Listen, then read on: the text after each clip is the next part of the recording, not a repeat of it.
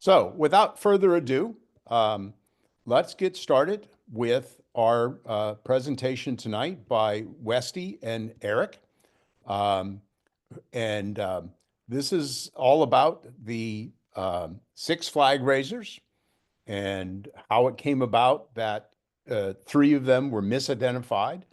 And let me just ask the question first of Westy and Eric.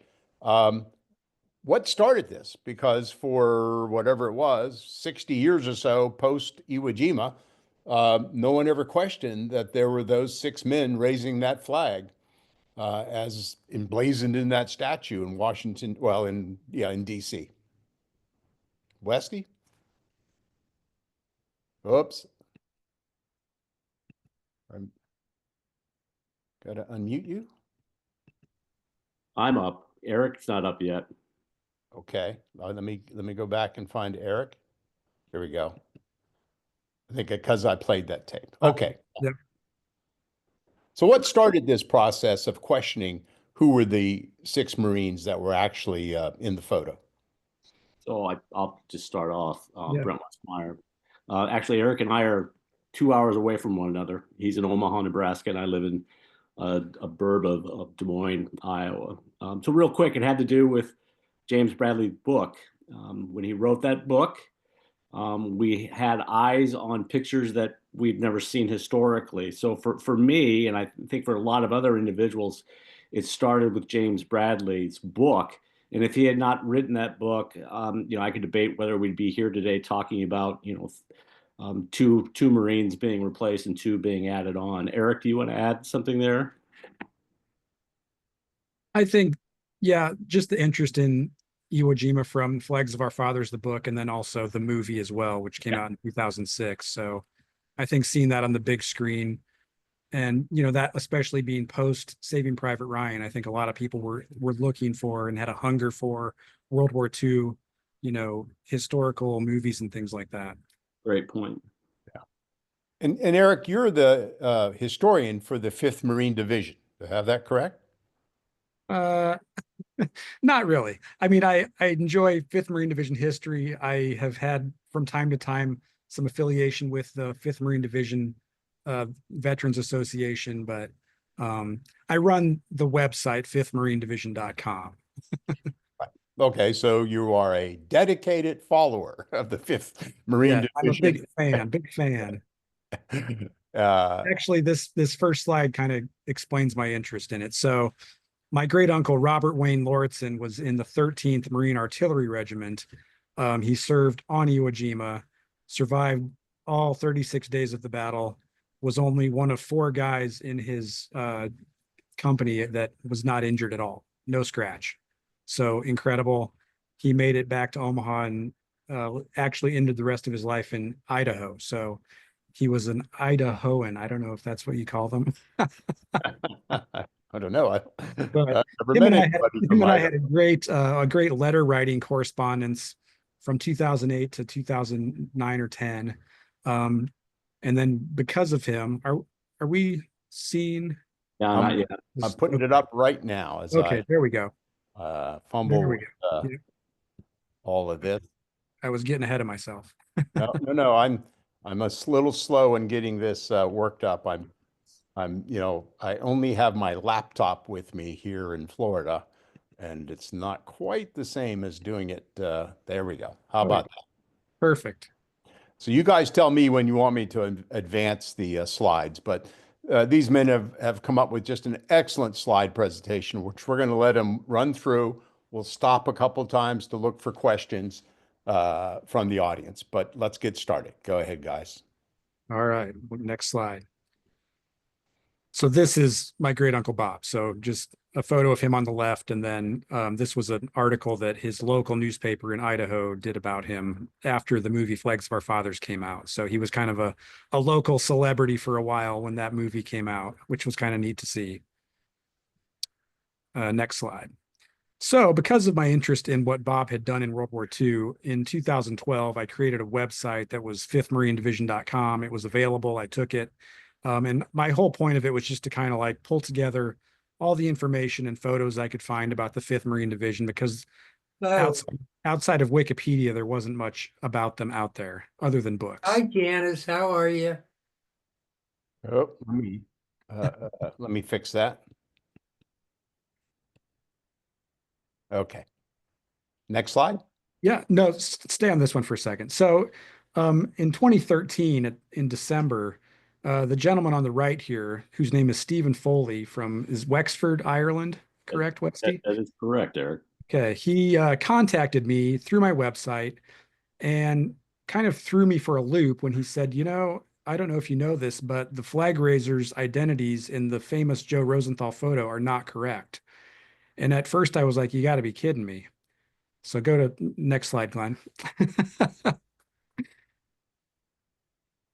Oh, let me fix that. Hold on here. Yep, you're good.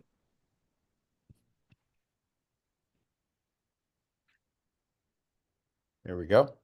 So this is the photo he was talking about. And I think everyone probably in America has seen this photo throughout their lifetime. It's, in my opinion, the most famous photo in United States military history, probably, if not all of American history. And I think everyone just assumed, and as they had for a long time, 70 years, that the men in this photo, their identities were known, and that's just history. That's how the way it is. Go to the next slide, please. I mean, the photo is so famous that it was the inspiration for the posters of like the 7th War Bond Drive. I threw this funny photo on the right here of the stormtroopers raising their flag for the Empire because it's also one of the most parodied photos in history. I mean, you can go out there and type in flag raiser and you'll get a million different interpretations of what this looks like. So I think for him to kind of suggest that to me that this was incorrect was kind of overwhelming at first. Then we'll give it up to Westy here. Yeah, talk about the cost and really was it worth it to take Iwo Jima? And from my standpoint, what do you call yourself, Eric and Brent? And we're deemed as being amateur military historians. And I always say there's 50,000 people in the United States that could run circles around me. And so I'm really more of a visual hack. But why we took the island, I'm just going to jump to the very bottom because that is the real reason why we took Iwo Jima. It was to get a base for little friends so that they could escort B-29 Superforts to Japan and back. And that was documented. So we had 3 admirals who met in San Francisco in September of 44, excuse me. Admiral King said, who would want that sinkhole? Nimitz said, I do. And his chief of staff, Rear Admiral Forrest Sherman, basically said, and oh, by the way, the Army Air Corps, General Henry Hap Arnold also wants it. And then Spruance agreed with them, and that's why we took the island. And we only actually had 3 escorts in April, just due to the fact it was a very, very long flight for the fighter pilots, about 9 hours, unpressurized cabin, and the weather was horrible, and we lost a lot of P-51s. So initially P-51s, eventually it would move to landing for damaged B-29s, and that's really what they carried from then point on. So the next slide, if we could. So it's just a depiction from the island from atop, and again we always talk about it looks like a pork chop, but again it was a 36-day battle, and it was a brutal battle, and it was a battle unlike anything we've ever seen due to the fact that the enemy typically would attack, and that didn't happen. They just basically were in Mount Suribachi and all of the northern end, they were just defending, and they were just taking on Americans and killing thousands of Americans, obviously. So it was a very, very brutal battle. Only took 5 days. Excuse me, it was supposed to take 5 days, took 36 days. Great picture of Mount Suribachi on the south end of the island. And then we just kind of want to set the stage for when the flags actually went up. So as you mentioned earlier, Glenn, 80 years ago yesterday on February 19th, 1945, in the morning, the Marines got on their landing craft and headed in toward Iwo Jima, which had been pounded with, shelling and bombing for quite a bit of time before the actual assault. This is a great photo. I think this is colorized, but it's cool to see the Marines in the landing craft, and all they can see of the island is Suribachi there in the distance. Next slide.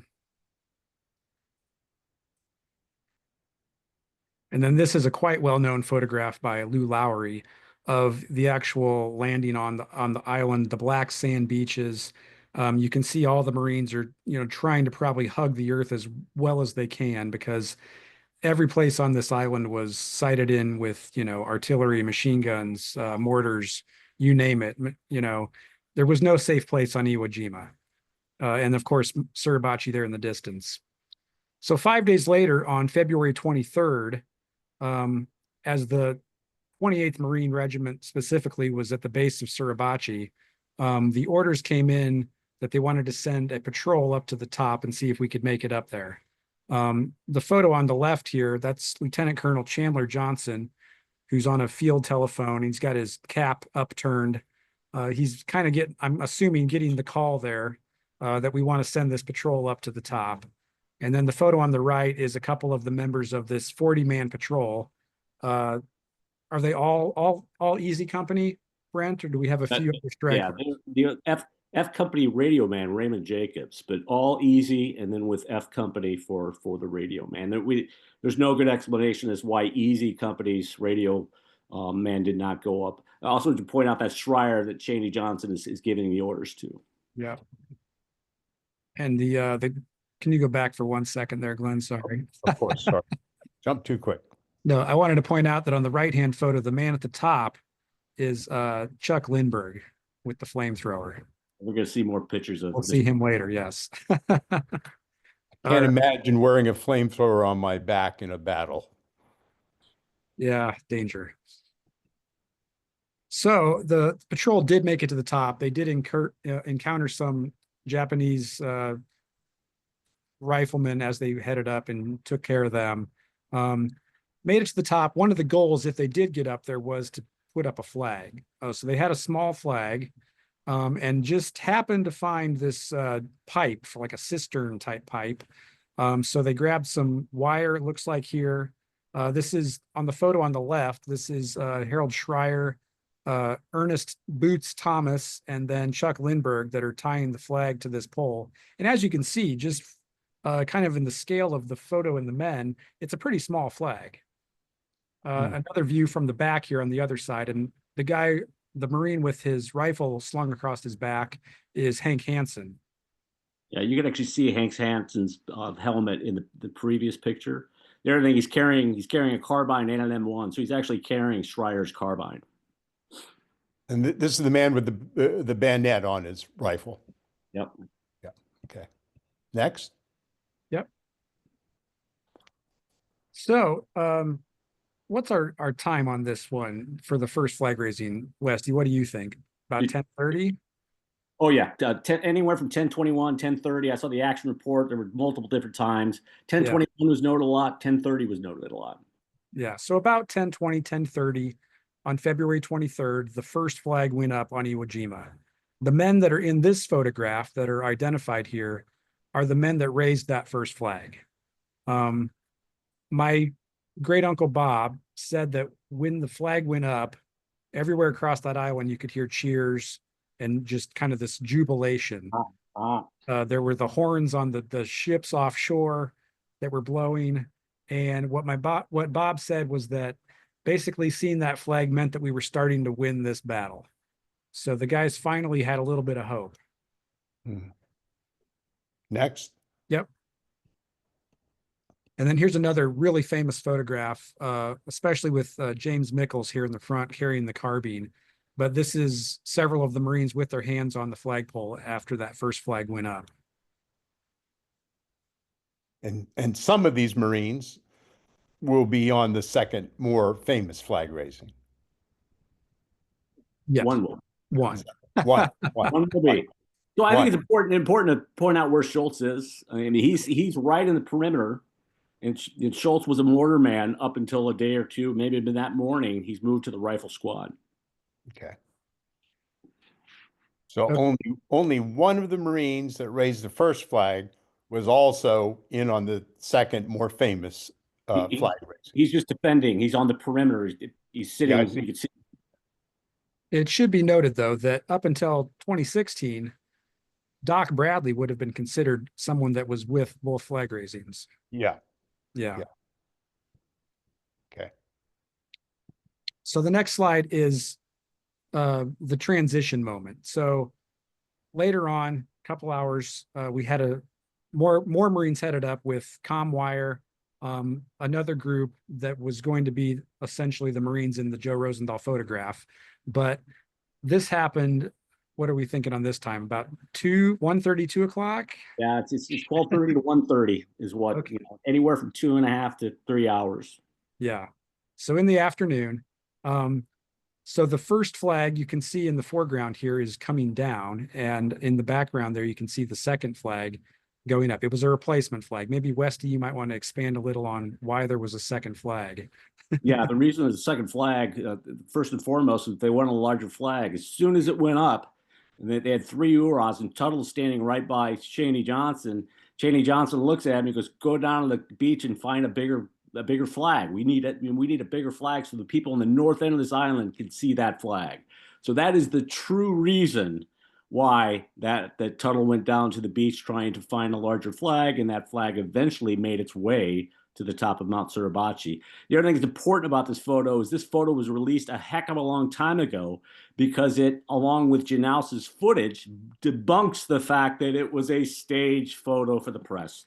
It wasn't a staged activity at all. It was live action based upon orders given by Cheney Johnson. Yeah.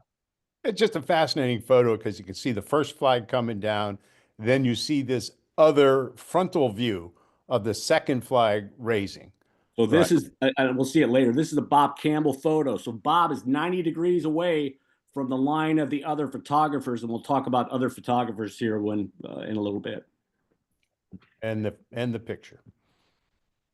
So let's get back to what happened to me. So Stephen Foley suggested to me that the flag raiser right in the middle there, the one in front of the rifleman, is not Doc Bradley, who had always been identified as Doc Bradley, the corpsman, but he is suggesting that this is actually Franklin Sousley, who everyone always thought was the man with the M1 rifle on his shoulder right behind him.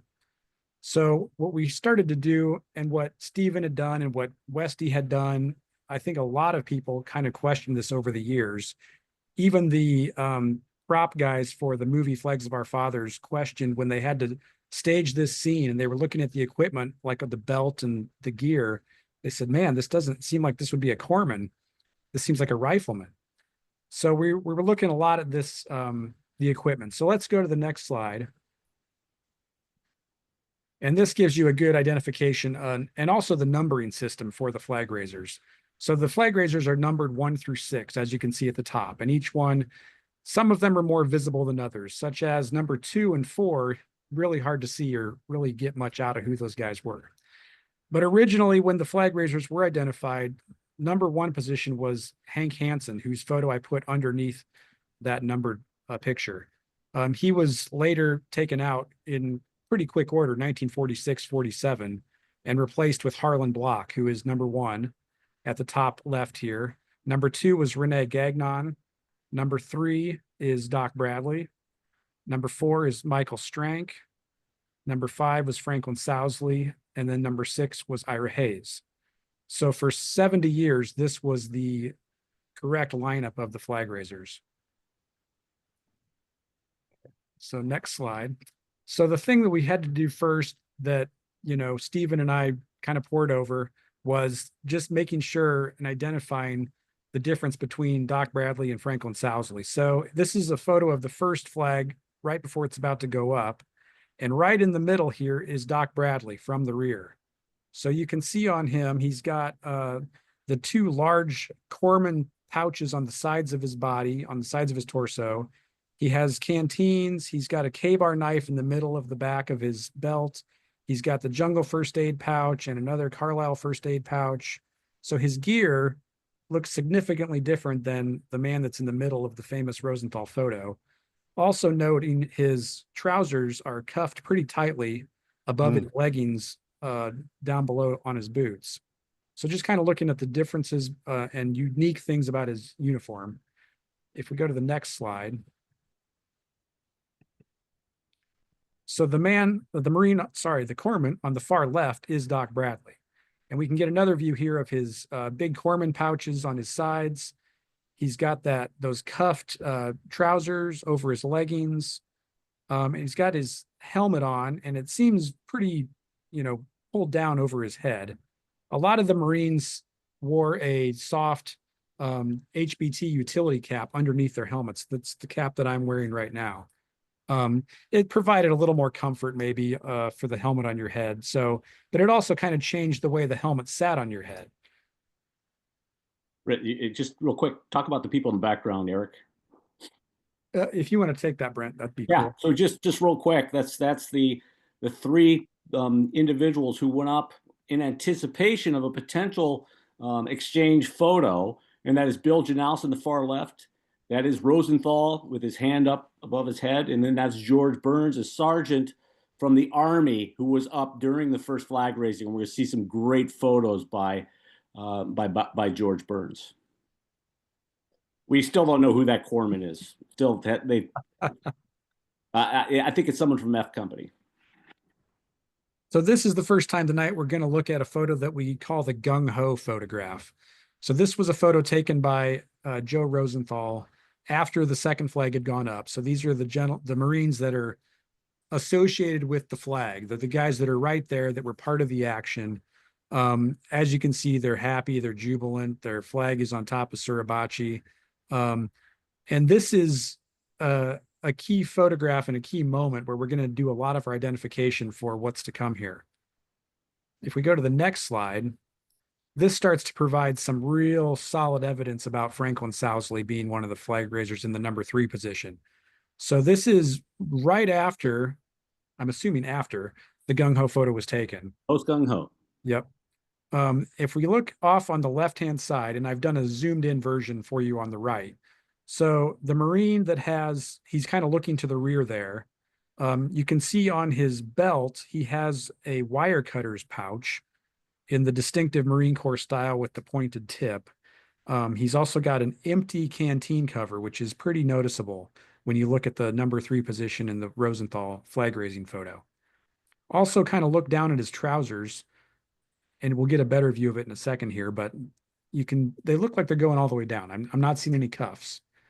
And then the grenade launcher also. You can't see it yes. in this Rosenthal photo, but you'll be able to see the grenade launcher in other pictures. And obviously a corpsman's not going to be carrying a grenade launcher. No. Next. Yep, next photo. So this photo, after the second flag had gone up, several of the guys that had raised it were holding the pole because this was a much heavier pole, a bigger flag. We had some wind obviously going on up there. And then several of the other Marines went off to go grab rocks and other things to stabilize the flagpole. If we zoom in on that photo on the right here, the Marine in the front is Franklin Sousley. So we can see that wire cutter's pouch, the cartridge belt, the empty canteen cover. Look at those trousers. They're not cuffed all the way down. Underneath his helmet, you can see his soft utility cover very well here. And even just looking at his face. So the structure of his face, his kind of little upturned nose, like this is clearly Franklin Sousley. On his left is Ira Hayes, and on his right, looking up at the pole, is Harlan Block. And in the back is Mike Strank. We'll talk about that. Yeah, can't see him really well there, but yes. So if we go to the next photo. So after a lot of this evidence was gone through by me and Stephen, and he was sure of this in advance of contacting me. Like he already had this figured out. But so this is Franklin Sousley. He's the guy on the right with the buddy hug there. And he is the Marine that is the number 3 Marine in the famous Rosenthal photograph. That's Kurlik. All right, so we'll go back then, next slide. So let's revisit the photo again. So this is the Rosenthal photographs. We've identified now the number 3 Marine as Franklin Sousley. The problem is that for 70 years, the Marine behind him with the rifle on his shoulder was identified as Sousley. Sorry. No, you're fine. Let me go back here. There we go. Okay. So now we have to figure out a mystery. I have no idea who this was. Stephen Foley did not know who this was. I think a lot of people over the years questioned if that was Doc Bradley. We know it's not. It's Franklin Sousley. Who is the guy behind him then? There's got to be another Marine that's been unidentified. So let's go to the next slide. So as you know, a lot of historians had access to the gung-ho photograph for me seemed like the best place to start because all of these guys were right there. So I started looking at the little subtle things you can see from that Marine in the number 5 position, and then started to scan all of the Marines' uniforms and equipment in the gung-ho photograph.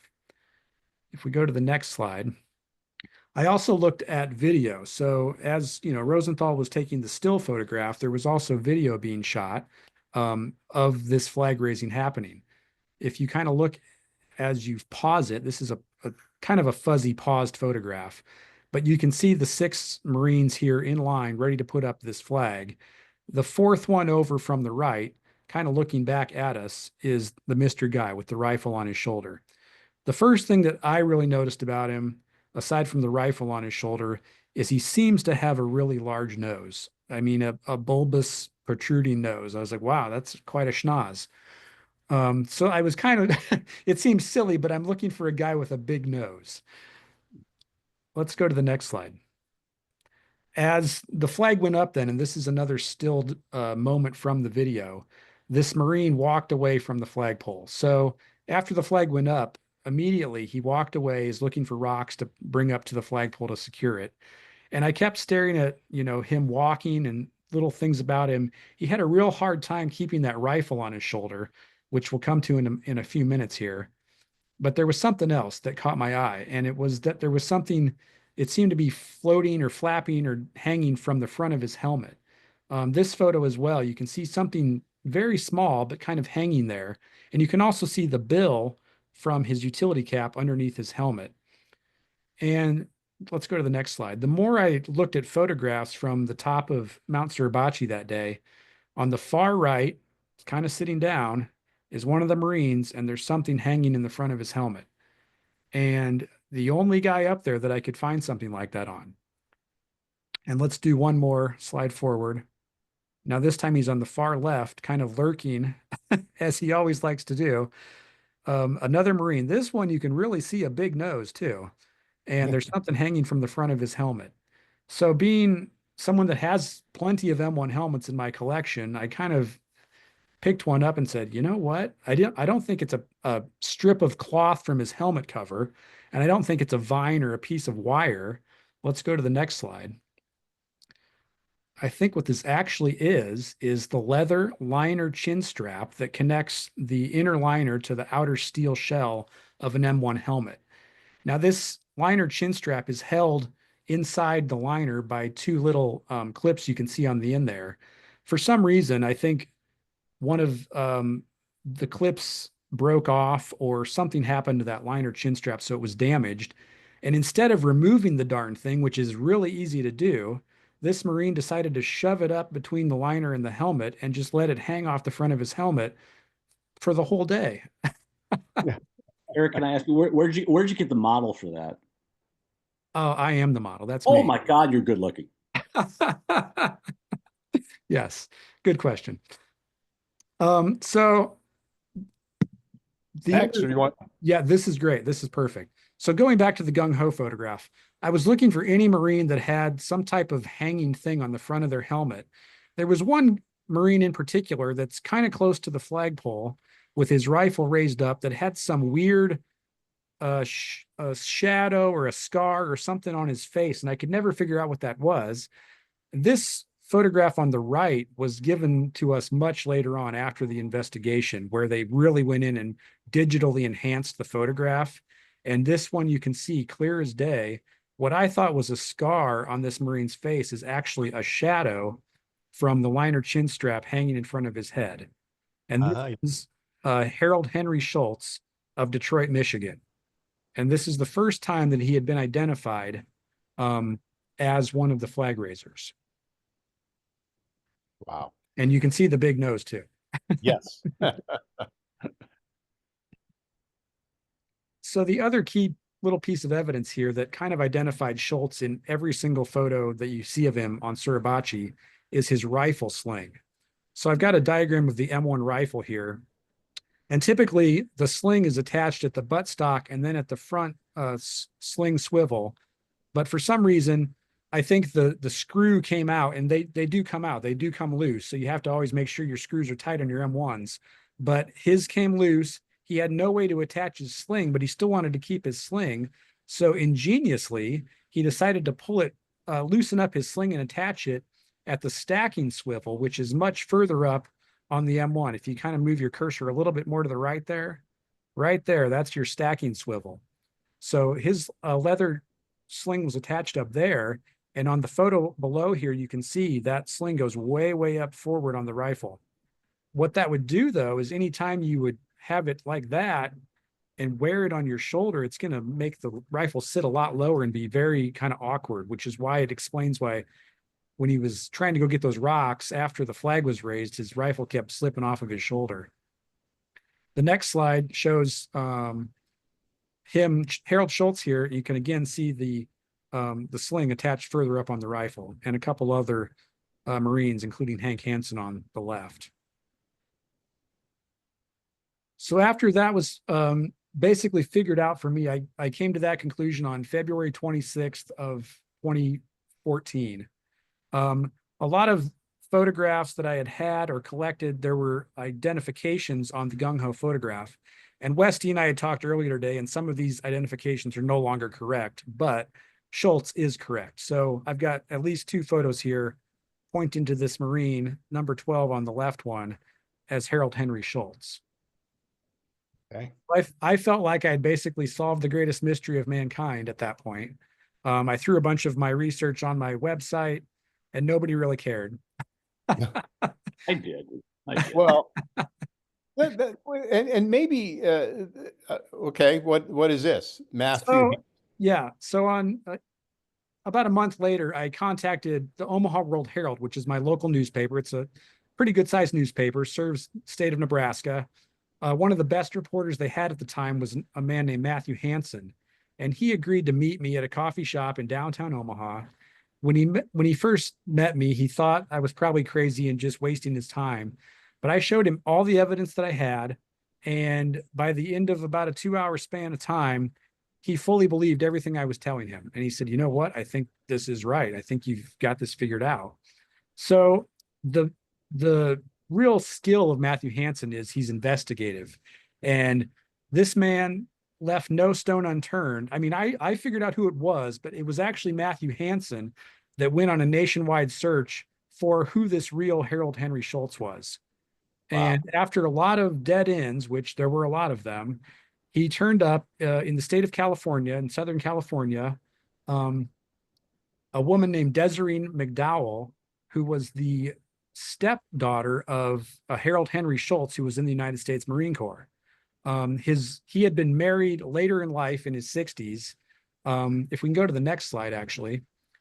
So Matthew Hansen contacted Harold Schultz's stepdaughter. She actually sent him an envelope with a lot of things that he had kept from World War II. So you've got his discharge paper here.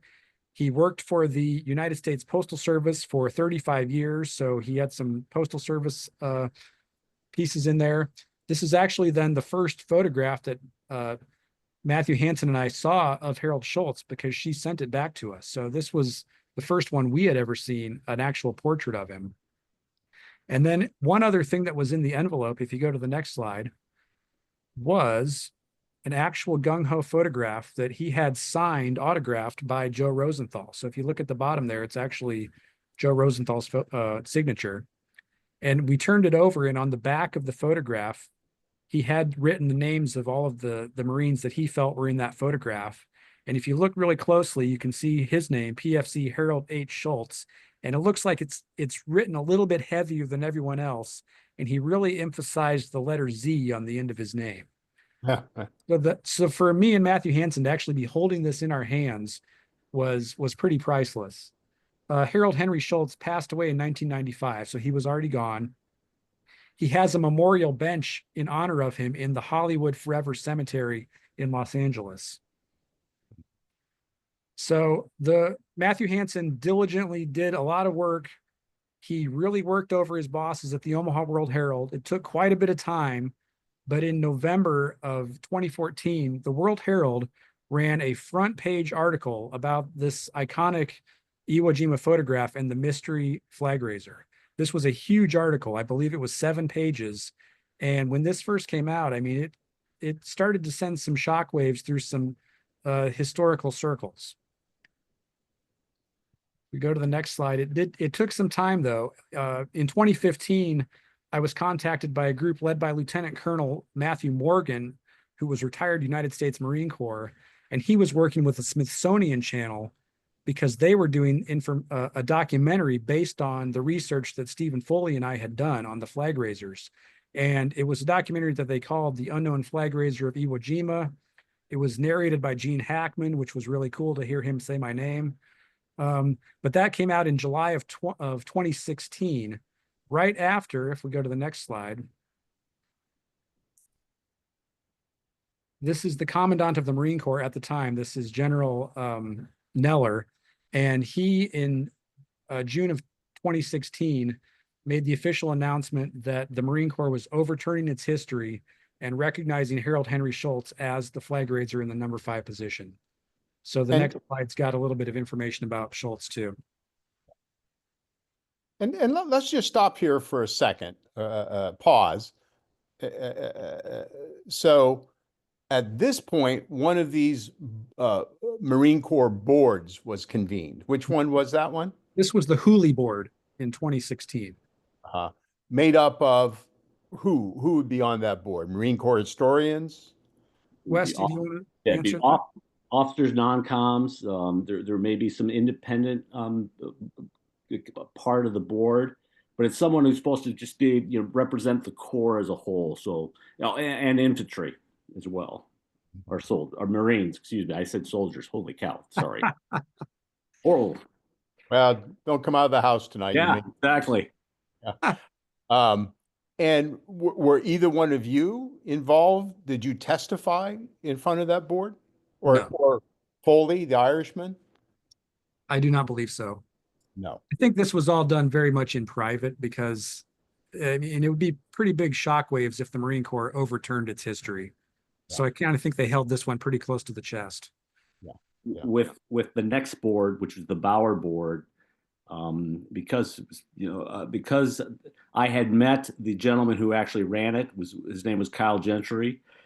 They used me, and they used, and you're going to hear a common name here, Stephen Foley, as a sounding board. So there is a common thread between Eric and myself. I did not know Eric Krelle at all, but I knew Stephen Foley, and I'll explain here in a moment how I met him. Okay.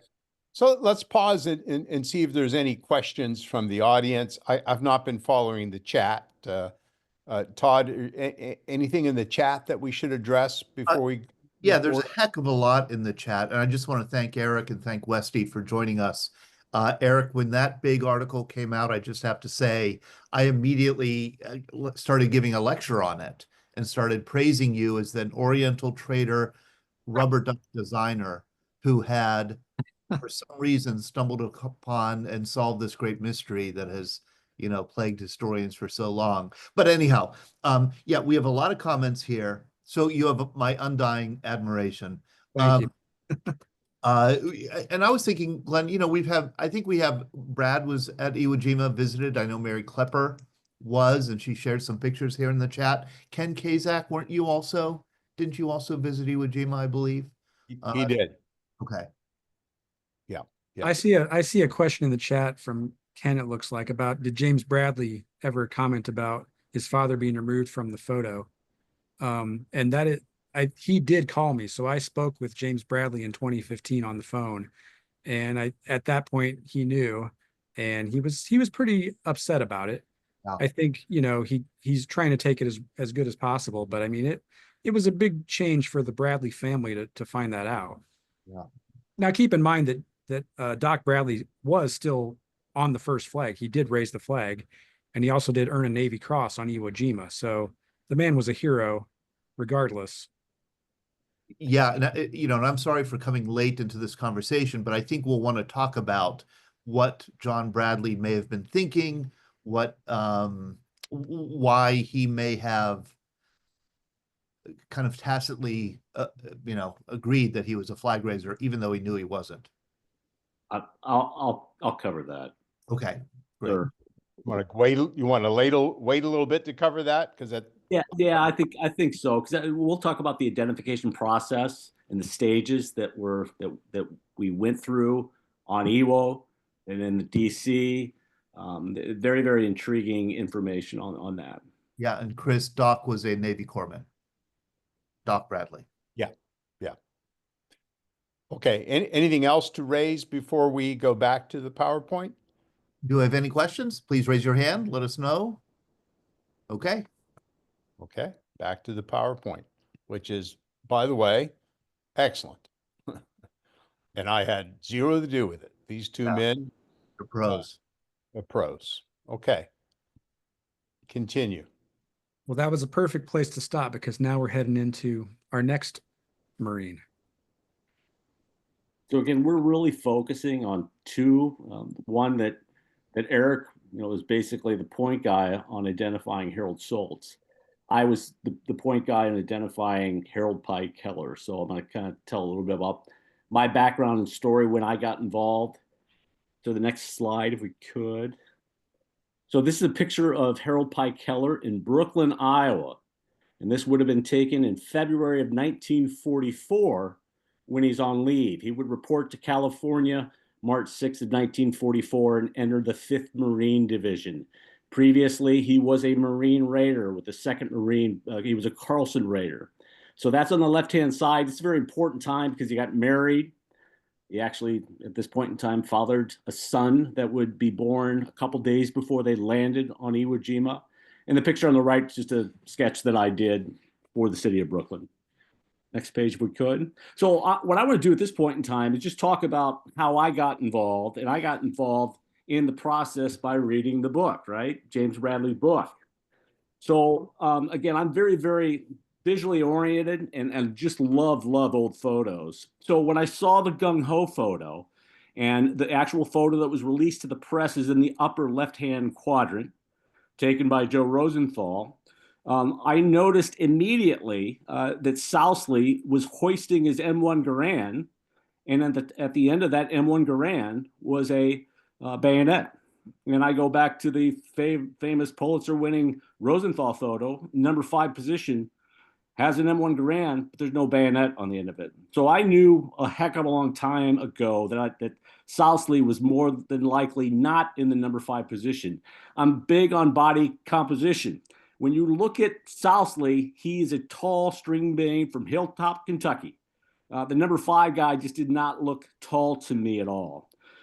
So in 2000, probably at some point in time, 2013, 2014, there was a gentleman in California by the name of Dustin Spence, and he was able to find a treasure trove of Lou Lowry photos of the first flag raising. And he basically identified Doc Bradley being involved with the first flag raising. So when that happened, my interest reemerged, and I went to the Marine Historical website and found a lot of pictures that I had never ever seen before. And one was already highlighted by Eric, the post gung-ho photo. You could see the right-hand side of Sousley, and you could see everything that's on his belt. At that point in time, I knew that Sousley was not in the number 5 position. He was in the number 3 position. So at the same time that Eric is working with Stephen Foley, Brent goes to and it was actually iwojima.com. I saw this guy who was seeing the exact same thing that I was seeing, and that was Stephen Foley. So I posted on one of his posts, and he said, Brent, get a hold of me. He gave me his email address, and he's been my email partner for the last, over 10 years now, and we still have correspondence back and forth. What's important about this page is the fact that there are photos, gung-ho photos. We have 2 photos here by Rosenthal, but we also have 2 photos taken by George Burns. They were standing right next to one another. And really no one knows that. Everyone said it was Rosenthal, it was Rosenthal's idea, et cetera, et cetera. There was actually another photographer by the name of Burmeister who was in the lineup, and all of his pictures were never released. And he raised a stink about it, but they never released any of Burmeister's photos. They wanted Rosenthal's photo to be majestic, and that's why they did this. I highlighted the fact that you don't really see Harlan Block in the release photo. He's standing right behind Hank Hansen, and you could just see the top of his head. Well, in all the other photos, you can see Harlan Block. And again, there's many reasons why they didn't want Harlan Block to be seen. Next photo, if you could. So to Eric's point, the gung-ho photo is what I hung my hat on, right? So I think from the standpoint of when I came to a conclusion in my mind that the number 3 man was Sousley, I'm like, Rainey Gagnon's in the number 2 position. Now, he got wrong who was at the base, and he got wrong who was next to him. So I knew a heck of a long time ago that Rainey Gagnon more than likely was not in the photo. So I'm gonna, if you could just unmute Brad, Flick, I'd appreciate it, because I'm gonna ask Brad a question. Okay. Todd, can you Yeah, do I'm that? I'm unmuted right here. Okay. Saying bye. So if you're a Marine, would you ever say you were promised anything? Never. Not even a rose garden, as they used to say. Well, Randy Gagnon said he was promised things. Yeah, so it just didn't jive in my mind. Secondly, if he did raise the flag, he would have had job opportunities. The guy was blackballed. Okay, he was not even hired by the Manchester Police Department in New Hampshire. He could not get a job. There was a whisper campaign going on. And I always mention the fact that he didn't know who was in front of him and who was next to him. So I knew that Randy Gagnon was not in the back. And when you watch Janouse's footage slowly, you can see the number 2 Marine for about a half a second. And when you see him, you could see a big dude, a bigger dude. Randy Gagnon was 5'6", 130 pounds. Pi Keller's 5'11", 175 pounds. So I go to the gung-ho photo, and the guy I keep landing on is Harold Pi Keller. So I started getting into Stephen Foley's ear, saying it's Pi Keller in the number 2 position, and he would say to me, Brent, what are you smoking? He did it for about 2 years. So let's move ahead. All right, talk about Pi Keller, a Carlson Marine, right? So he was on Midway during the Battle of Midway. And you'll have many, many historians say, well, Brent, it's not a land battle. He's not in the Battle of Midway. Well, guess what? There were 6 Marines in the 6th Marine Defense Battalion who died on Midway. So yeah, it was a battle, and both C and D companies from the Carlson Raiders were on Midway. He was on Guadalcanal, Carlson's long patrol. There are multiple battles that they fought, but they basically were on the hunt for 30 days behind enemy lines.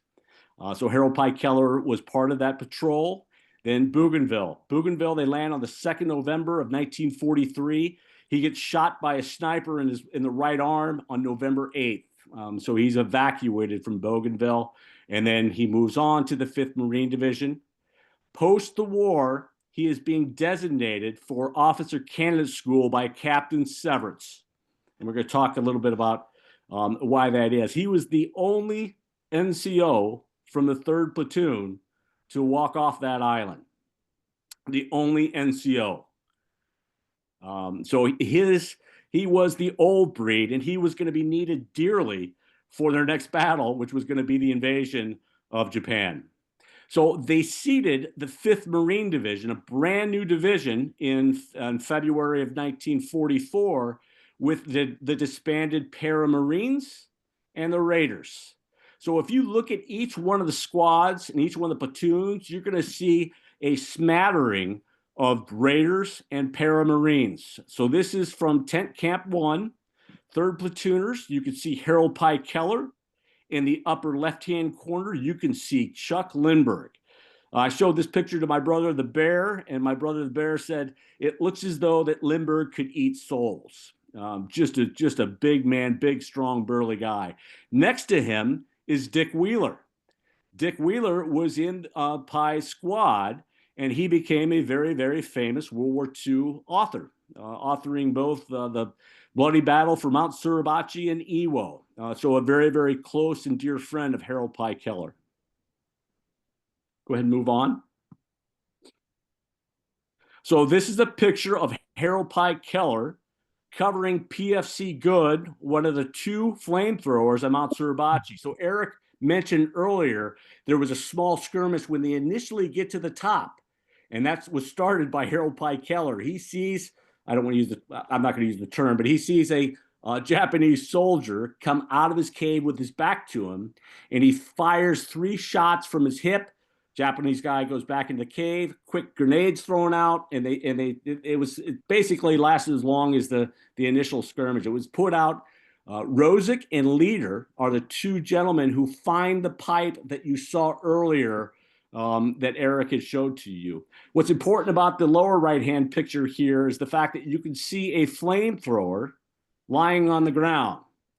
Well, that's Chuck Lindbergh's flamethrower. And we have a interview that Gagnon did in 1965 when he returned to Iwo Jima, where he said not only did he bring up radio batteries, he also brought up thrower parts. So I believe that Lindbergh's thrower was not working properly. And this, we see this multiple times lying in the background as they are addressing caves on the inside of the crater. Next, if we could. So Eric had already shown another frame from Janous's footage. So there were multiple frames that were put out on the Marine History Division website, not just looking at the movie and trying to take a snapshot of it, actual frames. So as soon as I saw this, it's like, okay, it's Harold Pike Keller. And actually you can see he raised the flag and he had a lucky strike at the right-hand side of his mouth. Here is Schultz, as Eric described earlier. Also want to just point out the bill of the soft cap on the gentleman in the number 4 position. He's actually at the back of the flag as they started to raise it.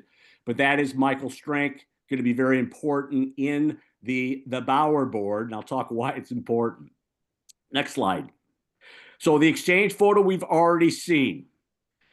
So from my standpoint, you're focusing on the far right individual because that is the number 2 Marine in the back row. Again, Campbell's 90 degrees away from the other photographers. So that is the number 2 position. They released this because it debunked the flag, the fact it was not a staged photo, but they also released it because you can't see the face of the number 2 Marine. Very, very fuzzy. Okay. I also want to point, if you go back real quick. Oops, sorry. Yeah, that's all right. I put Randy Gagnon. So I'm getting ahead of myself, but in August of 2016, after 2 years of me badgering Stephen Foley, he finally agrees with me that Harold Pike Keller is in the number 2 position. That day that I received his email, I was at a client meeting down in Kansas City. I'm driving back, and all of a sudden in my head, I see the flag exchange photo. And I'm like, the dude at the end of the first flag, and I've never really focused on him.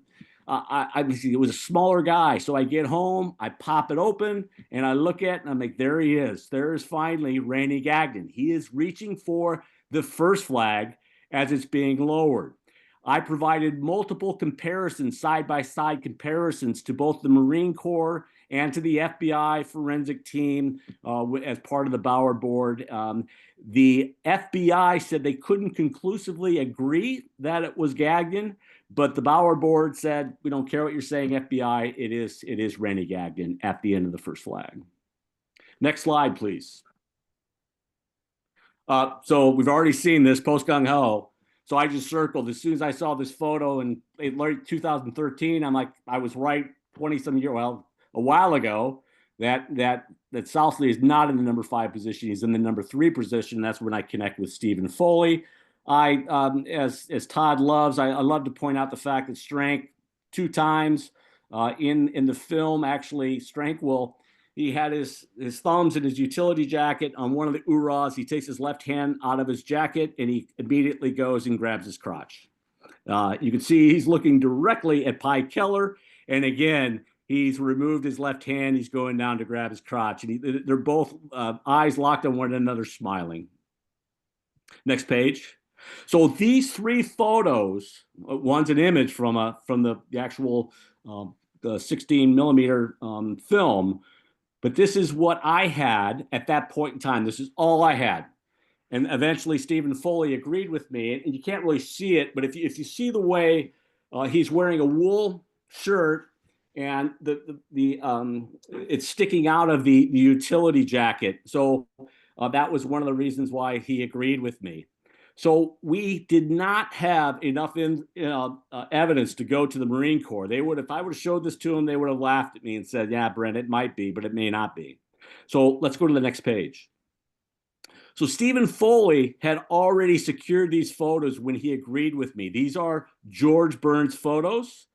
They are staged. They are a celebratory photo between the first two Marines that went over the lip of the crater on the morning of the 23rd. That is squad leader Howard Snyder, who was killed in action on March 9th of 1945, and Harold Pye Keller. What's important about George Burns is he was actually taking down names. He had a pad of paper. He would write it down, and then he would take his camera and he'd take a picture of it. So we know with 100% certainty that is Snyder and that is Harold Pye Keller. In fact, Snyder's actually got his name stenciled on his camo. Next slide. So in June of 2017, so after Foley agrees with me, Foley goes to the Marine Archives in Quantico, Virginia, and he requests a bunch of photos, and he just gets a treasure trove of photos, and he shares them with me digitally. And so in June of 2017, he sends me an email, and it has this particular photo, the salute photo taken by Bob Campbell, moments after the exchange photo. What we have here is we have Harold Schreier saluting the second flag. We have Boots Thomas saluting the second flag. And we have the number 2 Marine moving off the base of the flag to go gather stones along with Schultz. Block is already rotated behind Harold Pye Keller. So we have now a visual sight and facial recognition of the number 2 Marines. So let's put those two pictures side by side, following page. Here we go. Everything about his uniform is spot on between the two. The face is the face of Harold Pye Keller. The creases in the helmet. The way he wears his wool shirt, I say it kind of looks like Elvis, the way he's wearing it a little bit. 2 bandoliers from right shoulder to left hip. He actually has a grenade in his left pocket. You can't see it in the Campbell photo, but you can see it in the George Burns photo. So we now have evidence to go to the Marine Corps and say, you need to fix this, guys. And they immediately started an investigation. So I always say pictures do not lie, okay?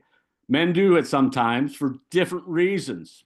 So let's talk about another folklore and falsehood about actually who carried up the second flag to the top of Mount Suribachi. So I'll just start number 1 with Ira Hayes. Ira Hayes, when he writes Mrs. Block, he said, when we started up Mount Suribachi, I had no clue as to why we were going up the mountain. We stopped halfway up to rest, and that's when Michael Strank, our sergeant, says, we have been tasked with replacing that smaller flag with a larger flag that I have. And he actually had it underneath both of his jackets. So that is what Ira Hayes said. We have Doc Bradley in a May 1945 interview where he said, you know, the way that second flag got to the top was Strank's 4-man patrol. And he mentions Sousley, he mentions Hayes, but he does not mention Harlan Block's name, which is very, very telling at that point in time. And that's another subject matter. But what we have here is we have the photo that Eric had showed you earlier taken by Bob Campbell.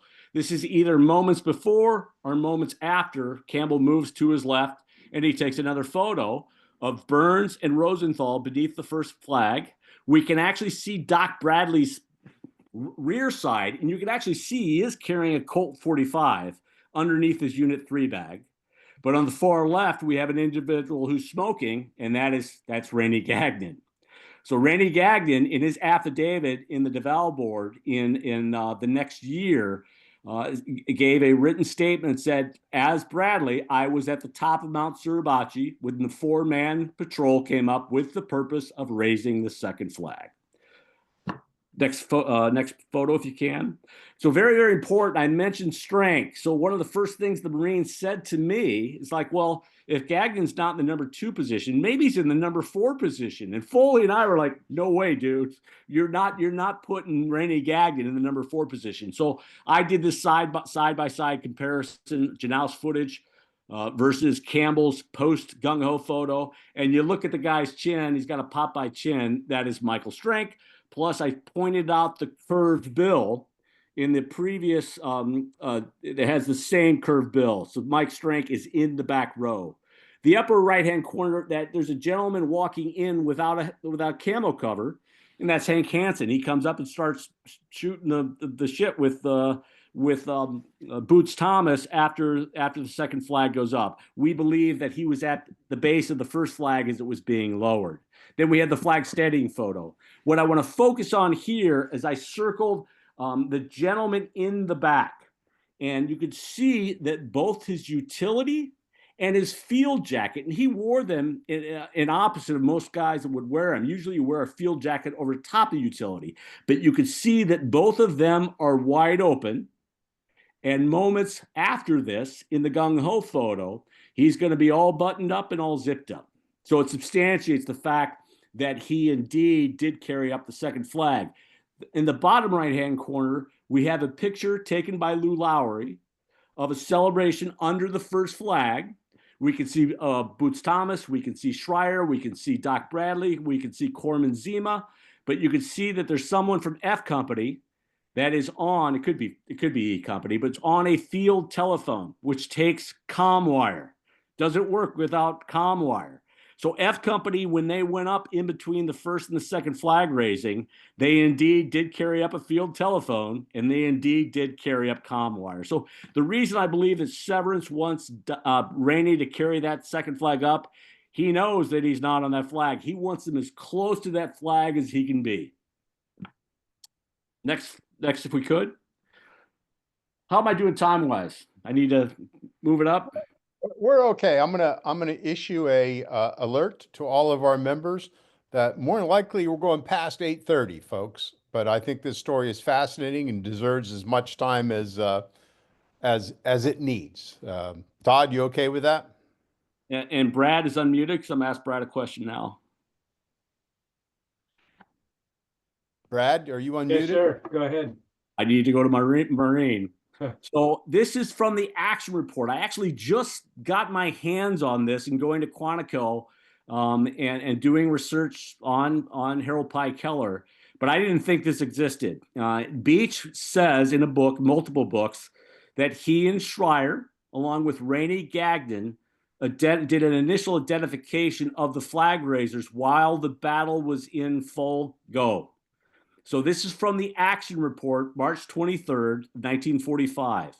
Real quick, Technical Sergeant Keys Beach, in the picture of the flag raising on Mount Suribachi, Rosenthal's award-winning photo, here are the Marines from left to right. He has in the number 6 position, he has Sousley. The number 5 position, he has Strank. In the number 3 position, we have Rainey Gagnon. At the base, we have Hank Hansen, and in the back, we have Doc Bradley. So what's the first thing that you notice, Brad, about that initial lineup? You got me. There are 3 living actual flag raisers. Yes. None of them are mentioned. Okay. Yeah, that's odd. So there's a reason for that. So they did not want to be part of the marketing circus. If you think of John Basilone, Basilone hated the fact that he had to go back to the United States. He missed 2 conflicts, Gloucester and Peleliu. He was heartbroken the fact that he did not go with his brothers and fight in those battles. Now, Basilone did go to Iwo Jima and died on the 19th of February on D-Day. But that was the mindset of the Marine Corps. We are not going to leave our brothers, and we are not going to be part of any type of marketing circus. And that's why they didn't provide any the living names. So the second article there is from a release from the AP, which is April 6th of 1945. lone Marine survivor of Iwo photo due home, saying that Randy Gagnon is the only one who survived the battle. So if you think about the timing, he gets there on April 7th. And if Doc Bradley was going to be on that photo, he would have already been there. He was actually in California. Yeah, he had a cast on, but he could certainly travel. Bradley doesn't get there for another 12 days. So I didn't provide the entire article, but it says he would rather face another operation than make a bond tour, but he's got a lovely lady at home that he needs to go and see. So it's all public affairs driven. And it didn't fly. And the reason it didn't fly is because he says there was a corpsman that was on the flag that was killed. He lost his leg later in the battle. Well, that was the backup guy who was alive. So it just blew it all up. And they changed it 2 days later. So on the far right-hand side is the initial lineup that they have. So in the number 6 position, they have Sousley. In the number 5 position, they have Ira Hayes. The number 3 position, they actually have Doc Bradley at the base, Hank Hansen. So look at, and Eric had pointed this out earlier, the fact that on his right hip, the number 3, Sousley, he has a pair of wire cutters. Hagenau is fixated. Hagenau is the gentleman in headquarters who interviews the flag raisers. And he asked Gagnon initially, were you carrying a sidearm? Gagnon probably said, no, I wasn't carrying a sidearm. Well, number 3 is carrying a sidearm. That can't be you. And that's why they flipped Doc and Gagnon and put Gagnon in the back row. Next page. So let's go through the process. The Bauer Board started in December of 1946, concluded in January of 1947, removing Hank Hansen from the number 1 position and placing Harlan Block on the base, which is proper and correct. While no official announcements ever made, they switch Ira Hayes and Sousley. Sousley gets moved to the number 5 position. Hayes gets moved back to the number 6 position. That was standing for 70 years. We really don't know when the Marine Corps actually did that. Then we have the Hooley Board in 2016, where Sousley is moved up from the number 5 position into Doc Bradley's spot. And then Eric's work proving that Harold Schultz is in the number 5 position. And then the Bauer Board in 2019 removes Randy Gagnon and places Pi Keller in the number 2 position. And this is the final. This is it. This is it. It's proper. It's correct. It's not going to be changed. Next slide, if we could. Mm-hmm. All right. Let's talk about. I just want to real quickly talk about Pi Keller. So Pi Keller, I mentioned already, the only NCO from the 3rd platoon to walk off the island. On D-Day, there is a first lieutenant that runs Easy Company by the name of John K. Wells. Well, John K. Wells had never seen any action before. He was on Bougainville at the very end, but he did not really see any of the battle. So this is his first day, and really a good guy, gung-ho as could all be. But there was an explosion, and when an explosion occurred, instead of hitting the sand, what do you think John K. Wells did? He turned and looked. and before he could do anything, all of a sudden there was a Marine on his back, took him and dragged him to the black sand. And that individual in this book by Dick Wheeler, I have it upside down, is a seasoned veteran. So he's in his squad, but he doesn't say it's Harold Pi Keller. He knows it's Harold Pi Keller. But you need to keep Harold Pi Keller off the radar. That's what his brothers did for him. So he saved the life of John K. Wells on D-Day. On the 21st, as the 3rd platoon, the most decorated single event in Marine history, on that particular day, there was a young Marine by the name of Chick Robeson. Chick Robeson put himself out there in the wrong place. And again, Pi Keller goes out and grabs him. This is in John Wells' book, where he said that, again, he saved the life of another individual. On March 1st, Robert Leader is grenading a bunker, and he gets hit by a sniper. Harold Pi Keller goes out, grabs him, brings him back in behind a stone, calls for a corpsman. He knows that he's been plugged all the way through. The corpsman comes, he addresses the front side of Robert Leader, but he did not do anything to the backside. Corpsman is yelled again. Corpsman's off. Okay, Harold Pike Keller knows what he needs to do. He goes to Leader, rolls him over, takes out his jungle kit, and he addresses the exit wound in the backside. So Robert Leader would go on to be a very, very well-regarded professor at Notre Dame University. And when the 2019 announcement came out, one of the sons of Robert Leader contacted the daughter of Harold Pike Keller and said there wasn't a day that went by where my dad did not discuss Harold Pike Keller and what he did for him on Iwo Jima. So you have a guy with three. Go ahead. Question? No, not yet. I think we need to stop and take questions here soon, though. I'm done. So what's important about this is that when he leaves Iwo Jima, his next task is to go on and be an officer that was they needed seasoned officers as they invade Operation Downfall Japan. So Pike Keller, if you think about medals being awarded, so I'll just give you an example. PFC Good and Corporal Chuck Lindbergh were injured on March 1st of 1945. They both received Silver Stars. Pike Keller did not receive any award or any medal on Iwo Jima. Again, why? Keep him out of the limelight, keep him off the radar. So I think it's intentional. It's intentional. He did not want to leave his brothers. Brad, would you agree? Oh, I'm sorry, I cut him off. I'll unmute him.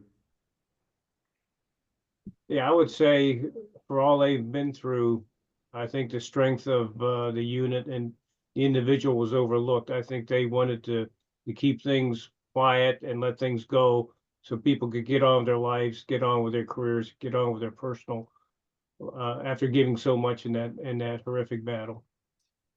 So we have a couple more pictures that Eric, you just want to go through real quick. We'll just take questions. You want the last couple of pictures? Yeah, Eric will hit them real quick. Okay. I've been talking too long. Eric agrees. He shook his head, yes. I think General Neller came out after that conclusion and really said all those Marines were heroes, and what we want to remember is the battle in its entirety, not just one event. And just side story: the gung ho photo hung above the Keller couch in Brooklyn, Iowa, and Keller Maurer would ask her mom, was Dad in that photo? And she would say, well, Kay, don't you think that everyone on Iwo Jima would be in that flag? So again, just to the point of the Marine Corps, really doesn't matter who was on that flag. They could care less. They could have cared less who was on that flag. Eric and Westy, let me ask this. So let me get this correct now. Bradley was not in the photo. Gagnon was not. And who else that lived? Hank Hansen. Okay. So what you're saying is those three Marines knew they were not in the photo, but lived out the rest of their lives, never said a word about it to anybody else, knowing that they were not in the photo. So I'm just gonna take it because Schreier, I mentioned the salute photo. So Schreier's looking directly at Harold Pike Keller. Guess where he was? What other battles was Schreier in? Schreier was on Midway. Schreier was on Guadalcanal. Schreier was on Bougainville. Schreier was on Iwo Jima. I didn't mention this. I meant to mention it, but Pye was an Easy Company. And it was sometime between March 3rd and March 8th. He's moved along with Sergeant Alger, per Pike Keller, a recording he did for Dick Wheeler's book. He gets moved to D Company. Well, guess who's heading up D Company starting February 27th of 1945? Harold Schreier. So my point is, though they knew.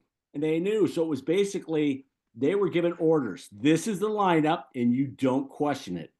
And the reason I believe that Ira Hayes was chosen out of the three, and they all three said no, I think had to do, battle fatigue was well known with Ira Hayes.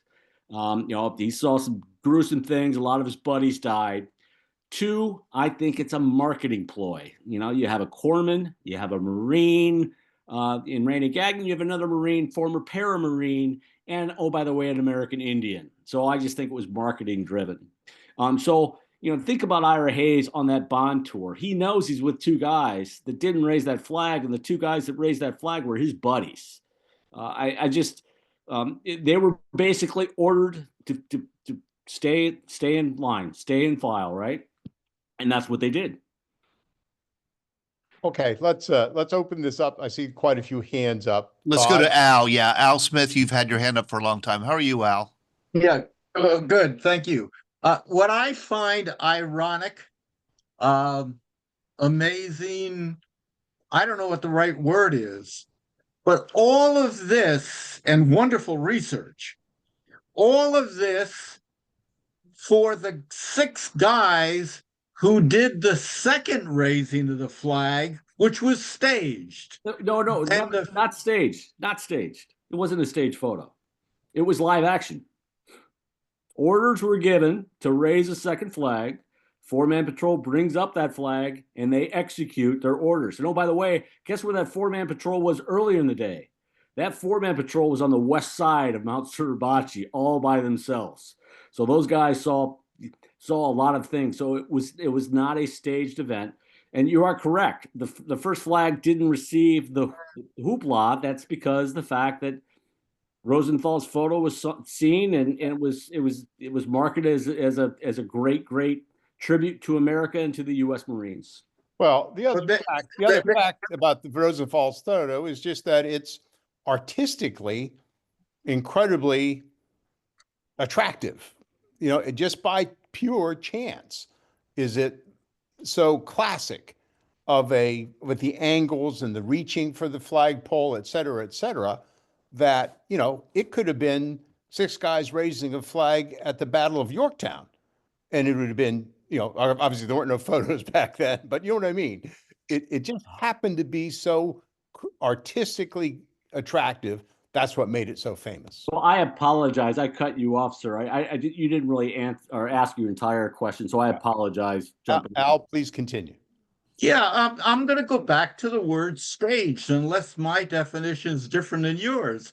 When I say staged and I see that they put the flag up, which they were the first ones, the first group, then they brought up the second flag. They've set it up. They got some people taking pictures. The flag was up. I don't think they were coming under fire when they put the second flag up that I've ever heard. Correct. But the point of the matter is they were the second ones. They got all the fame. They got all the recognition.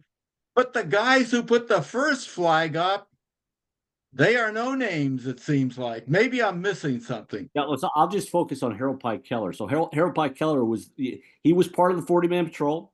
He was the second man over the lip of the crater that morning. He was the first one that took a shot that morning. He was part, even though he wasn't on the first flag, he was part of that group. And he basically said, I don't want to be part of the second flag. So again, it speaks to the mindset of the Marine Corps. And again, we get hung up on and Lindbergh kind of did this a little bit as well. It's really not important who was on the first flag. It really is not important who's on the second flag. The motivation truly, as Eric pointed out earlier, is the first flag, because that's when the entire island goes nuts. So to your point, the first flag is the most important flag. That is it. It just so happens that Rosenthal gets a really good photo to Flick's point. It's ironic that there's the point I think you're making, Yep. Al, that the second photo just happened to be artistically beautiful, and that's what gets everybody's attention. Mary Klepper, good to see you, Mary. Hey Todd, how are you? Good. Could you send some warm temperatures up this way? Oh my gosh, it's so nice here in Florida. Gee. It's warmer in Anchorage right now than it is in Baltimore. I'm not amused. But anyway, about 10 years ago, I was giving a night tour in Washington, D.C., and I take the bus around over to the Marine Corps Memorial. And when the tour's all done, a man comes up to me. He goes, I want to tell you a story about the flag raising. And I was like, were you there? And he said, I was. And he said, we had been up top there. We've been fighting all day. We were exhausted. And he said, they put the smaller flag up. And he said, we're all standing at, you know, we're watching it. It's this huge thing to these men, right? And then he says, and then they decide to bring another flag up. Well, we're all exhausted. So we're sitting down, we're joking. I'm having a smoke. It's all this stuff. And he said, and they start raising that second flag. And most of us never turned around to look at it. And he said, if you go to the library and get a book out, he said, you will see a photograph of a bunch of us. Our backs are to the flag raising because it was already done. This was no big deal, right? And he says, but let me tell you, if we'd have known what a big deal that second flag raising was going to be, we'd have all jumped in that damn photo. To your point, when I laughed so. Yeah, when the exchange happened, no one on the island noticed it, other than the gentlemen that were up the top of Mount Suribachi. No one noticed it. Yeah, I mean, it's just great. But to hear that live from this guy, you know, and then I took a photo of him. I've since lost it because it's been 10 years. But I ran to the library, got it out, and I look at his older face and I look at the young face. I'm like, oh my God, it's really him. So he's telling the truth, and he's got his back to the second flag raising. And I think it was Lowry, the first photographer. Well, there were multiple photographers. But he has a great shot of the first flag. Anyway, I think it's Lowry. him. Yeah. I think he's got the one with this man that I met that's got his back to the flag. It's just a tremendous photo. So neat. Wow. Yeah. So, That's and I neat. posted a link to the book that I think the PDF that I think you guys kind of contributed to with my friend Brienne. So it's got a lot of great photos and details and everything in there. Yes, I encourage people to click that link and read it. That's a great source. All 400 and some pages of it. Yes. Thank you, Mary. You're Greg welcome. Yost. Yes, thank you so much for this presentation and for all of your research. I enjoy this very much. I think it's absolutely terrific that you did this, and I think it's great that this historical record's straightened out. I want to touch on something that Westy said, and I sort of sent an email to Todd and Glenn about this in proto form.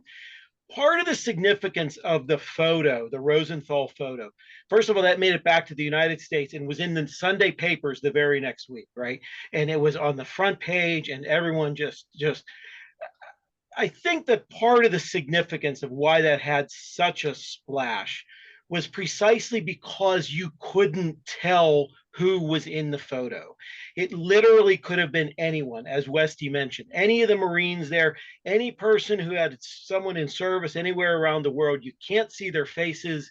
They're all together. There's no officer on the side with his hands on his hips or trying to, pretend like he's important. It's the grunts down on the ground who are doing this, and you can't tell who it is. So anyone could have seen their son, their father, their brother, they're in that picture. I believe that has a lot to do with the impact at the time. I believe it's absolutely important that you did what you did and we get the record straight. But at the time, it just didn't matter to anyone back in the United States or to any of the Marines on that island who exactly was in the photo. A great point. Very well put.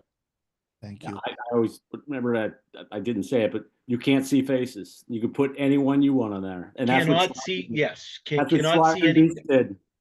You want to go to Don Patton next, Todd? Is that okay? Sure, we'll go to Don and then Chris and then Justin. I had Chuck Lindbergh on 2 programs with our World War II roundtable here in Minnesota. And I will double check. That would have been in the early 1990s. We started our roundtable here in Minnesota in 1987. And I know I had Chuck Lindbergh on twice. The first time, his motive, he actually had 8.5 by 11 photos of the first flag raising, and he was on a campaign to give some glory to the first guys. He definitely was. But I actually helped. I converted his photos to slides, and the second time he spoke at our roundtable, I think at least one of those programs we have on videotape, or we got on videotape, which I've converted to disc. There are 2 things in the presentation tonight that I question. One of the pictures that showed Chuck Lindbergh, as I look at the picture on the far left, that did not look like him. And I spent a lot of time. I went to his house many times. I actually helped the planning of his funeral with his wife, Vi. But and we actually put a streamer on the American flag at the Fort Snelling Chapel with Chuck Lindbergh, an Iwo Jima battle streamer on the American flag at the Fort Snelling Chapel. But the one comment that he made is when the first flag went up, that there were, I think his comment was there were horns blowing on the ships because it was recognized. But and I thought someone said that there was no reaction to the first flag raising. That's not the report that Chuck gave me. Yeah, the second flag raising, no one reacted. First flag raising, everyone reacted. Okay, I missed the first part. The other thing I will double check, and Todd, you or Glenn can help me. I'll be meeting with my videographer bunch. We're actually doing some. We just bought a new computer to enhance the old videos from the 1990s so that we can post those on YouTube. But I will double check to see which, or maybe both of those we actually recorded. And if anyone would like to have those programs, I'll be glad to donate those. So Sure. Both Todd and Glenn know where I am, and if I can be of service to adding to the heritage of these guys. Chuck Lindbergh, he was just the most humble, solid. I can't remember whether he was a plumber or electrician, but there was nothing narcissistic about him. It just, I was part of the first flag raising. He also, if you look in pictures, he was missing, I think, an index finger. And so that's something that's very identifying with pictures of Chuck Lindbergh. Thank you. Yeah, let me just respond to whether that he was in that picture or not. So first and foremost, that picture came from a photo album that Ruby Keller, Pi Keller's wife, kept, and that particular photo is in Wheeler's book. And remember, I said Wheeler's right next to him, so Wheeler also has that same picture in there, and Wheeler would know whether that's Lindbergh or not. And he is standing right next to Lindbergh. And there's actually two different photos we have of Lindbergh with that group. I'll double check my, I think I may have a copy. I haven't looked at those at the Iwo Jima flag raising for 30 years, but I'll do that again. But it just doesn't look like him on the left side there. So, yeah. Yeah. No, one point about the Marines on the ground below Suribachi noticing the flag raising. Pretty sure if you go back and watch that interview we did with Woody Williams and Larry Kirby, we asked them and they both said, "No, I had my face buried in the ground trying not to get my head shot off. I never knew anything about a flag." Yeah. Well, one other time I visited the Marine Museum at Quantico, and I was told by the curator there that they alternate the first and the second flag raisings. I can't remember whether it was every other month, but the Marine Corps does recognize both the first and the second Right. flag raisings in their exhibit there at Quantico. That's really interesting, Don. That's as it should be. Chris Who do we want to go Perlow. to? Chris. I've been trying to keep score through this entire thing, who's who and where's where. But Good luck. clarify this for me. Doc Bradley was not in the last photo. He was not there. Okay. My theory is either he sequestered himself or he was taken or not told not to do that so that the image would be and this is nothing disparaging. It just makes sense to me. As a Navy corpsman, I think they wanted the image to be an all Marine infantry event. Yeah. So they said, you 6 Marines or whatever, put the flag up. And then the image itself is the key. It became such it took on a life of its own because it's so so perfect, so to speak, depicting the struggle, depicting the victory. So that supersedes exactly who was in it there. But I think maybe that's why Doc was not in that image again. He just either sequestered himself, or they said, no, let the 6 Marines put this one up to capture that moment as a Marine Corps victory. And that's just fine. That's fine. But that's my theory. Just one thing about Doc Bradley in the book that was written by his son. I mean, he comes across in the book, and I imagine he was a very sympathetic character, a very highly intelligent, caring man, et cetera, right? And as all this news has unfolded over the past couple of decades, it just keeps occurring to me, how did he live with that, him, internally for all those years, go to his death, knowing that he wasn't really in that photo yet. So Flick, yeah, Kind of made him do he that. wouldn't take any. He would never take any press. I don't want to speak to you. He was basically given one last order: do this order, execute, go on the bond tour, you're done. And that did not occur. It snowballed. Okay, then we have the Marine Memorial. He's got to go to that, and every year on Veterans Day, he gets called. He's like, "This is not what you promised me." Yeah, he wouldn't even answer the phone, as I recall in the book. I'm fishing in Canada. Orders and yeah. Justin, Joe? how are Well, you? am I unmuted? Yes, you are. Okay.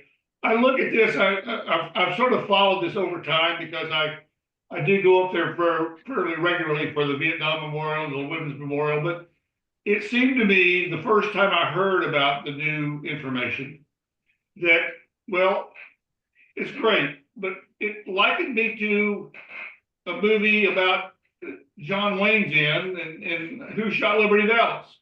He's telling the true story to the reporter. And the reporter's editor says, he tears it up. He said, at the time, when there's a legend, you tell the legend. And that's what they were trying to do at the time. Number one, it was across the nation. It was making things easier to recruit, maybe. I don't know. But my big question always was, those who were having to tell the story, like Ira Hayes, did that contribute to their downfall? Eric, I've been jumping in way too much. So Ira Hayes, survivor's guilt he was riddled with survivor's guilt. So yes, I think it caused him great pain. Tragic hero. Rainey Gagnon, tragic hero. His life was horrible. He was promised opportunities. Those opportunities never came to fruition. And he died an alcoholic at the age of 54 in 1979. Doc Bradley was the only one who mentally could take it and did take it up until his death, but again, hating every moment that he had to say he was on that flag. Well, I asked that because one of the things I am part of is a group that for especially Vietnam era and some of the Gulf era people, folks who we go every once in a while on suicide watch, and we try and talk it out. And I'm always amazed at the survivor guilt that I see. I mean, I don't know that I had it, but I talked a lot about what went on when I was there. And I see that in the Ira Hayes story, especially because he was sort of treated differently than everybody else because he was Indian. But anyway, that's just my thought. I always think about that movie, Who Shot Liberty Valance, and that one conversation that says when the icon is better than the real story, you tell the icon, you tell the story. I'm glad to see the guys who figured all this stuff out. Justin, an awful lot of history is just like that. And it takes men like these, Brent and Eric and the others that were involved in this, to do the incredible detailed detective work to come up with the truth. Well, I always say, you can be safe and you can be good and all that stuff, but if you can't have fun doing this, and I think they probably had a little bit of fun trying to figure all this stuff out. My sense as well. Enjoy. There you go. Thank you, guys. When the legend becomes fact, print the legend. Legend. That's the quotation from Who Shot Liberty Valance. Barb Smith, you have something to share with us. Yes, thank you. And thanks again to Veterans Breakfast Club. This is a story about one of the boys that was on the island during all of this fanfare. I met this woman while I was speaking with Lynn Orta, who was the daughter of Russell Hilding, one of the pilots of Buchenwald, when we were visiting her in Lansing. She got a call from her cousin, whose dad happened to be on Iwo Jima. So this is just a little blurb. Staff Sergeant Joe Rodriguez was with the initial Marine unit that landed on and captured Iwo Jima during World War II. After participating in the invasion of Guam and serving as a Marine flamethrower with the Company E, 1st Battalion, 28th Marine Division, Staff Sergeant Rodriguez and his unit stormed ashore the volcanic island of Iwo Jima on February 19, 1945, facing more than 20,000 Japanese defenders. 4 days later, Staff Sergeant Rodriguez's squad raised the flag atop Mount Suribachi on the Pacific Island, later immortalized by an Associated Press photographer while he collected rocks to steady the makeshift flagpole in the volcanic ash.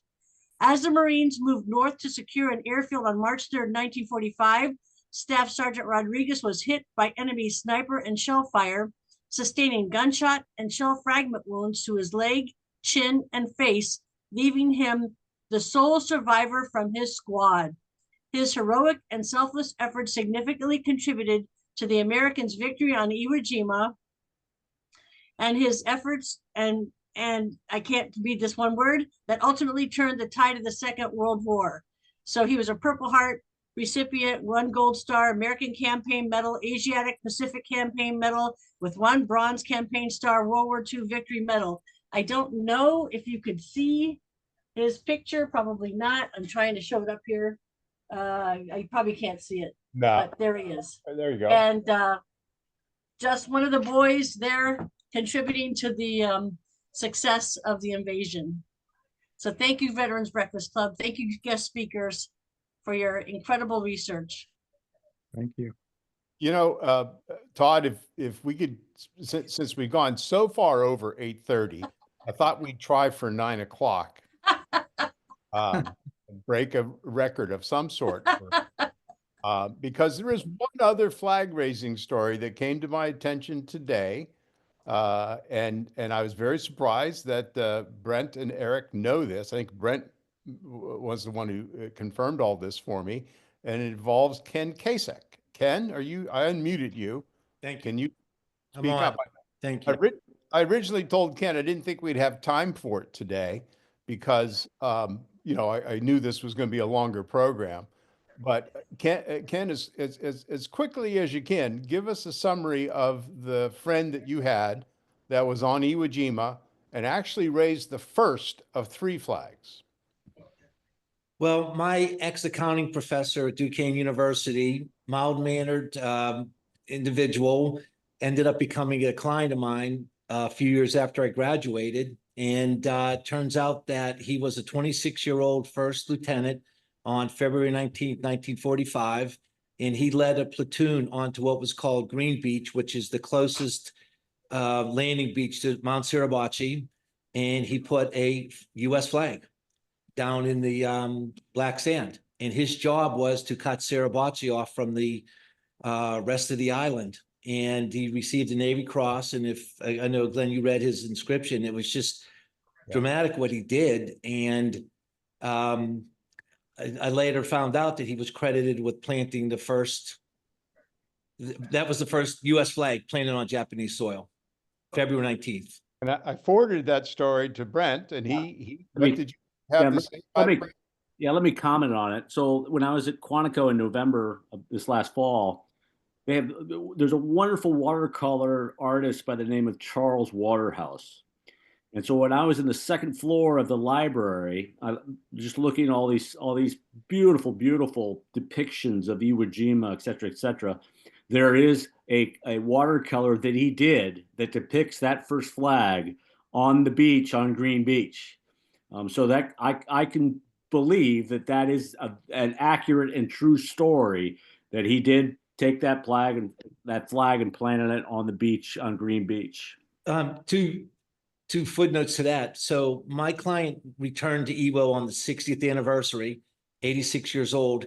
I went on the 62nd anniversary. We had 7 Iwo veterans on our trip, and they knew my client. They knew of him. And there was this gentleman named Eldred Bud Gott from Chino, California. Never forget him. I mentioned my client's name, and Bud Gott knew him. And Bud Gott said, "You're going to be with me and my family today." And so I toured Iwo with a veteran. Wow. And as I said to Glenn in an email, when you're there, you have a lot of freedom. You can roam around. And I found myself in a Japanese radio hut that was on the side of the mountain, and unfortunately can't find the photo. The other footnote to that is, this is going back in 2007. I was told that the flag that was planted there was picked up by a half-track driver who took it home. And when the Marines were putting together their museum, they were trying to recover the flag from the son of the gentleman who took it home. So that's 18 years ago. So I don't know if that flag ever was returned to the USMC museum. So yeah, so Flick and Todd, when I find that photo, and I'll find it, I'll send it to you, because it does. I mean, it's exactly what this gentleman's talking about. You know, to me, Todd, this is Veteran Breakfast Club at its best. Breaking news: 3 flags on Iwo Jima, not just 2. Exactly. And you have a new nickname, Flick. Well, Westy and I were comparing nicknames from our youth. Okay. All right. Dave Seaver. So I grew up in Idaho. I have to ask an Uncle Bob question. I'm sorry, because this has just been hitting me.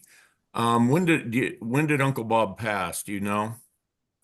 2009. 2009. Okay. And the reason I ask is I graduated from nursing school in 2002. I went to Northwest Nazarene University in Nampa, Idaho, which is just down the road from Boise.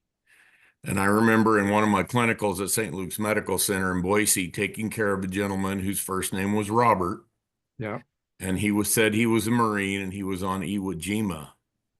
And after seeing the picture in the Idaho Statesman, I'm fairly certain it's the same guy. Wow. Did he have a big booming voice? He had COPD, as I recall, so he wasn't booming too much, but he lived in Meridian, Idaho. So, okay, so that's where I was living, was in Meridian, which is, in between the two. So could be then. Yeah. Yeah, I believe that was very possibly him. I went on to become, an RN. I joined the Air Force Reserve and took care of Marines in Afghanistan in 2010. So thank you. That's just been bugging me the whole show, if that's less than coincidental. I just had to ask about that. Yeah, that'd be pretty neat. He was slightly deaf in one of his ears because with the artillery, it was just boom, boom, boom, loud all the time. All right, thanks. Thank you. Let's go to Rick and then Al and then call it a night. Hello, Rick. Good afternoon. Welcome in Florida. Send up some weather. But I wanted to thank the Marine Corps for this presentation.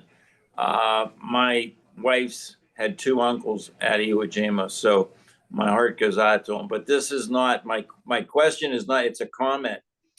Probably the second most iconic picture taken during World War II was on VE Day in New York City, where there was a sailor who kissed a woman, and every Navy guy said it was him. It took them years, and no one cared, because my dad was in the Navy, and he said if I'd have been there, I would have done the same thing. And I understand getting it correct, but history doesn't always get things correct. But I appreciate the effort you guys went to. And it's too bad that these gentlemen weren't recognized when it happened, but it's still the most iconic picture in World War II. There's no getting around it. And it really, any veteran, any soldier that had an opportunity would have been given a hand to put that flag up. So I think it's terrific, because it is the most iconic picture it's a Marine picture, but it's also every soldier put the flag up. So I applaud you gentlemen for doing what you did. I don't think those guys really care. Most guys would say, hey, it's a flag and it's our flag and we got it up. So thank you, Marines. Semper Fi. There's a Just huge from an Army stat. guy. I'm sorry. a real quick comment. And again, I wanted to ask Brad this question. I asked the Marine last weekend when I spoke, but I asked that Marine, I said, you have your golden ticket to go home, go on the bond tour, probably never going to fight again, or are you going to stay with your brothers and continue to fight and fight the last battle? And the Marine was like, I'm not going home. I'm staying with my brothers. I'm sure Brad would, any Marine on this call would say the same. Am I still on? Yes. Okay. Private Ryan. Okay. When they found him and he said, we're going to take you home. He said, I don't have to go. I'm not going home. I'm with my brothers. Anyone that's been in a foxhole with guys say that they're their brothers. So I get that. And that's the way people are. No one wants to be there, but once they're there, they're not leaving. Right. And I would say that that's pretty accurate. So there's a bond that you will never get again until you've been there, and people can't explain it. People give their lives to do things for people they don't really know and maybe not even care about. But when the time comes, they will do anything. I don't know how you can explain it, but you have to witness it to really believe it. So thank you for that. And thank you guys. This was a great program. Great program. I mean, it was fantastic. Thank you, Rick. Al Smith, you get the last word. Thank you.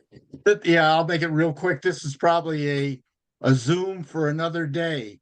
But I spoke to a World War II veteran who was, I think he was the second wave in on Iwo Jima.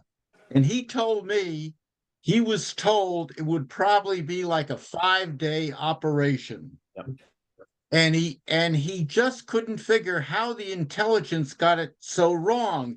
And I lived in Japan for 3 years, and I was told that Suribachi had all kinds of tunnels because they mined, and I forget what it was, but they did a lot of mining of something in that mountain. So they were dug in, and you would have thought that intelligence of how dug in and the tunnels somehow would have got out.